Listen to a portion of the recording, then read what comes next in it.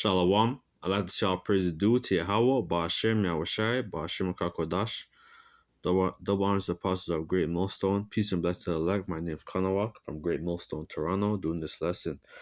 And it's going to be in regards to this book, Lost Tribes and Promised Land, and some historical facts, which is based on the Hebrew Israelites, the 10 tribes, right, that came to the New World. So this is the AR overview. When Christopher Columbus set sail on his voyage, he brought a Hebrew interpreter named Louis de Torres with him, who believed to be able to communicate with the potential lost tribe of Israel that some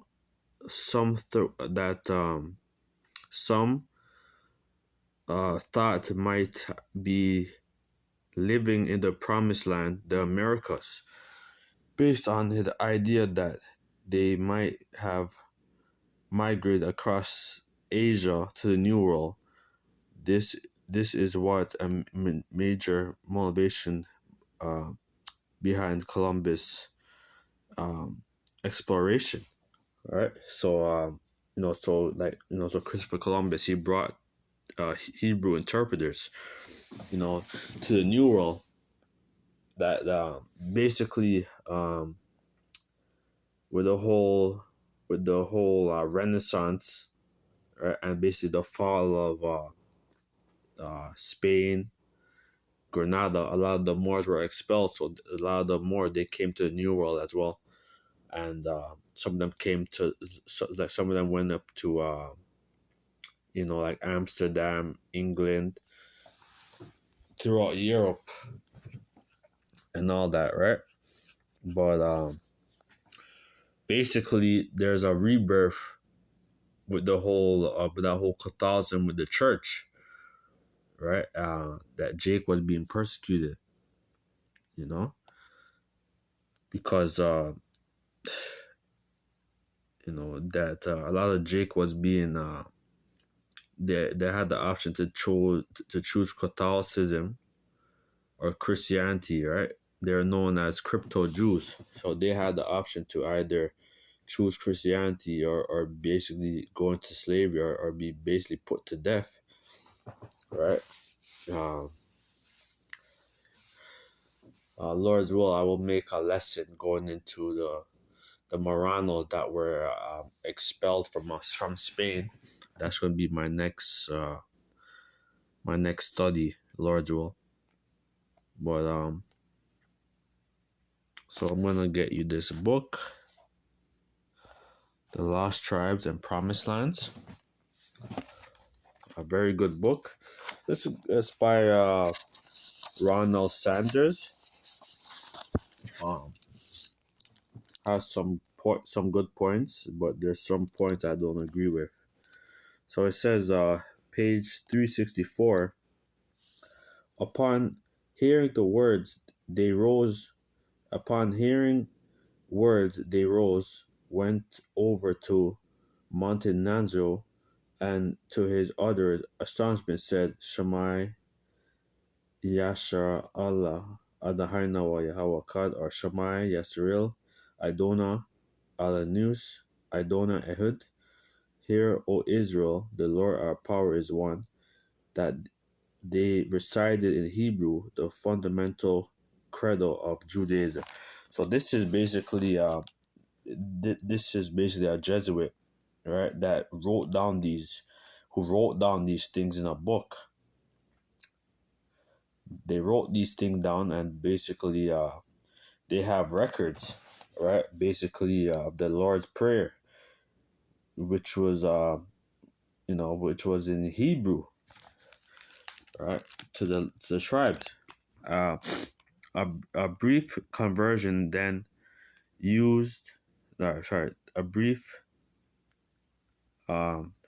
conversation that ensued in their common ancestor tongue, according to Montenazzo, whose fluency in in it is almost a perplexed to read of his narrative as it as is of his three mysterious new companions. They told him that they were together of the tribe of Reuben, and that the tribe of Joseph were on a nearby island nearby.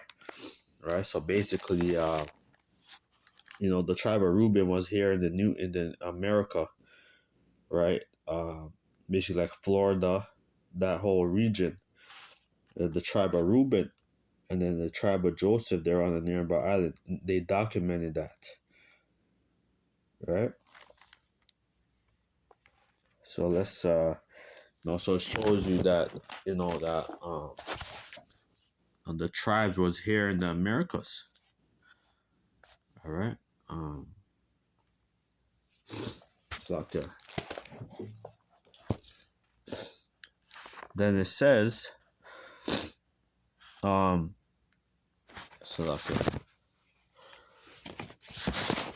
then it says, this is page 364.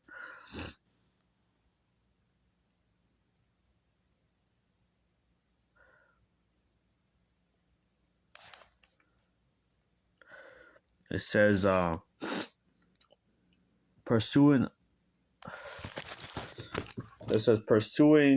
another conversion, this time biblical. The father named himself Joseph, and his two sons, Ephraim and Manasseh, right? So these are two tribes that came out of the line of Joseph, right? Ephraim and Manasseh. They were probably had already born all these names in secret during the Marano days. All right, so because basically it's going to go into like the Huguenots, right? The Huguenots, right? Which were a lot of them came to the New World as well, right? And they were living with the tribes, But basically, there was a whole. Some of our people were being trafficked and brought into to Europe, right? From the Americas to Europe as servants, you know. So so like basically like, that's a thing that it's not really it's not really put out there, and they have the history. They have these they have like the images of the Indians, right, that were being brought to the New World as as basically slaves, like images like this. Images like this are Indians, and they have these images in these Smithsonian institutions, these private libraries, these private museums of the tribes, man. So I'm gonna get you this Ephesians.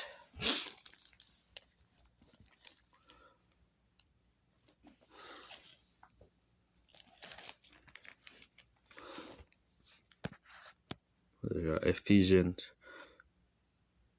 Sorry, Genesis, Salaka.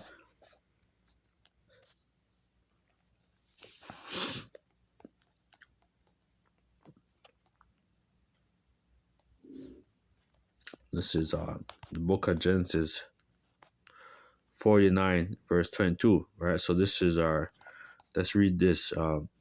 And Jacob, Genesis 49:1, and Jacob called unto his son and said, gather yourself together that I may tell you which shall befall you in the last days. All right, so this is before his death. The prophecies of the tribes, things that are going to happen to them in the last days. We're in the last days, right? No. Gather yourself together and hear, you sons of Jacob, and hearken unto Israel your father. So this is Genesis 49, verse 22. Joseph is a fruitful bough, and even a fruitful bough by the wells, whose branches ran over the wall. Right. So these are the tribe Joseph. Basically, uh, Reuben. Sorry, the tribe of Joseph, which is Manasseh and Ephraim. Right. But Ephraim got like the birthright. Right. Um, the the archers have sore grievous sorry the archers have sorely grieved him and shot at him and hated him. All right, so this is basically our the conquistador that came led to the new world and slaughtered a lot of our people and brought them to the new and brought them to Europe as slaves. Right, you know that was that was happening because they had Christopher Columbus and these Knights Templar, right? They brought them to the New World. Sorry, they basically brought the tribes, Joseph, Manasseh, and Ephraim. Right, they brought them to the European these countries throughout Europe, throughout like Spain, right? And his bow abode in the strength, and the arms of the hands were made strong by the hands of the mighty power of Jacob. For then, for thence is the shepherd, the stone of Israel, even by the power of thy father, who shall help me, and by the Almighty, who shall bless thee, and bless thee of heaven above, blessing of the deep that lieth under, and blessing of the breast and of the womb. All right, so this is a very, you know, this is going to like the blessings of Manasseh and Ephraim. The blessing of thy father have prevailed above the blessing of the progenitor. Right, so that's just basically um, Manasseh and Ephraim. Basically, Ephraim, Ephraim got the blessing because Joseph basically it's set up like that. You can read about that. Um, Under the utmost bought of the everlasting hill, that he might be the head of Joseph, right? So this Ephraim, and of the crown of the head of him that were separated from his brethren, right? So this is basically the blessing that that Jacob he blessed Ephraim, right? That's when Jacob did. That's what Jacob did. Set up like that. But I'm gonna get you this book. Sorry, the same book. So like the Lost Tribes and Promised Lands. So this is gonna be page 100. Like yeah.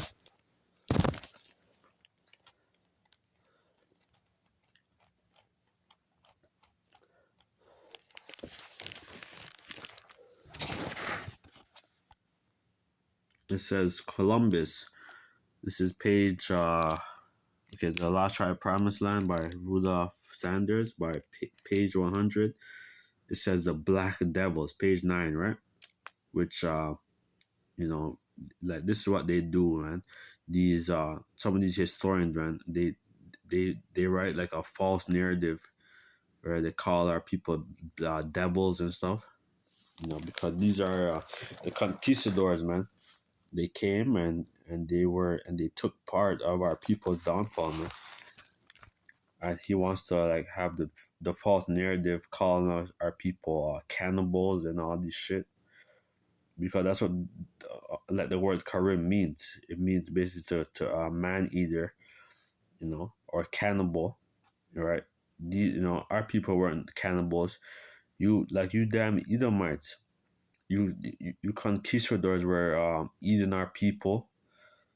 You guys are wicked. You damn Edomites, man. It says called page 100. Columbus must have been especially relieved to have found a gentle, well-formed Indos living nearby near the equator because of his first encounters to the southward of the island explored in his first voyage had been with men of a very different sort. This had occurred in the very first landfall of his second voyage to the New World in his in the autumn of 1493. By this time, of course, he had been through thoroughly prepared for his meeting a warlike multitude of the Indies, not only by Esdras and so it's like this is a book of Esdras and by the Indians, right? Basically, like the way how he found he basically the way how they that they found the tribes they read this book, Second Esdras. They could get it. Second Esdras 13. So by the Esdras and by Indies, he met his first voyage by De Ali, who wrote in the frigid north and the tropical south of the western part of the northern hemisphere. All right. So like, how did Columbus like how did he was able to write down these things or to read these accounts, right, of the tribes? He read this Second Esdras 13 and 40, and these are the 10 tribes which were early that these are the 10 tribes which are carried away from prisoners out of the time of their own land in the time of the Hosea, the king whom Salmanasar, the king of Assyria, led away captive, and he carried them over the waters, and some came they into another land. So the tribes, right? Basically, after the Assyrian captivities, let's read it. But basically, the Assyrians, they put our people, the 10 tribes, into captivity because there was the war with the kingdom of Judah and then the kingdom of Israel. Basically, the Lord got fed up with that. The Lord got fed up with the 10 tribes. So basically, the tribes, these Assyrians came and they abducted our people and they put them into hardcore slavery. But they took this counsel among themselves that they would leave them all to the heathen and go further to another country where never mankind dwelt. So basically, like, this is after Syrian captivity when they were freed.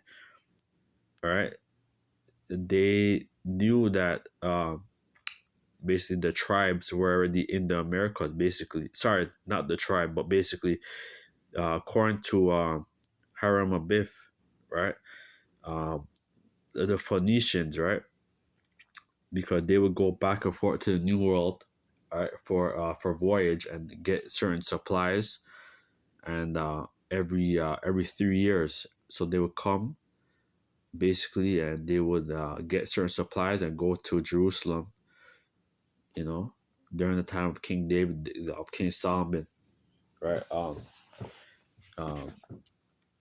like the Phoenicians, they were they're like maritime traders, and they would go all over the world and get certain supplies. So the tribe knew that that there was lands in the New World, right, the Western Hemisphere, But they took this counsel among themselves that they would lead the multitude of the heathen and go further into another country where never mankind dwelt, that they might there keep their statutes which they never kept in their land. And they entered to the Euphrates by a near passage of the river, for the Most High then showed the signs for them, and they held still the flood till they were passed over. All right, so this is basically after when they went through Euphrates on their boats, and they went through like the South Africa to that the Cape, they call it over there. The very like South Africa basically, and they would go over that tide, some heavy tide, where the Most High held still the flood, and they came to the New World. They came to basically South America, Central America, the Caribbean, and North America. And for through that country, they were a great way to go, namely of a year and a half, and the region was called Asareth, which means new land. And they dwelt there until latter times, and now when they shall begin to come. So these are, are people that were trading, are people that came, basically from Africa, and they came to the New World, right? And they were traded until eventually, our people were put into slavery eventually. Like 1619, 16, early 1600s, right? Our people are being trafficked, known as the transatlantic slave trade, right? And we're brought to the New World as servants, as slaves. All right, so let's get Jeremiah. Look at Jeremiah 50 and 33. It says, thus have the Lord power of hosts, the children of Israel and the children of Judah were oppressed together, and they that took them captive held them fast and refused to let them go. So these are the transatlantic slave trade, and to this day, right, we're oppressed, right? And these Edomites, they're not letting us go. So the only thing that's going to happen, the Lord is going to have to let us go. Said the Redeemer is strong, and the Lord of hosts is his name. He shall thoroughly plead their cause, and that he may give rest to the land and disquiet the inhabitants of Babylon. That's what our Savior Yahweh Shai is going to do. He's going to deliver us. He's going to redeem us. He's going to buy us back, right? And deliver us, man, out of this state that we're in, right? Because we're in a very low state as a people. And basically the Lord's only coming for his elect, the 144,000 out of the tribes of Israel, out of the 12 tribes. Only 12,000 he's going to save. He's going to save his elect into the 1/3, right? But this is some books that I brought out, the last tribe of Promised Land. So hopefully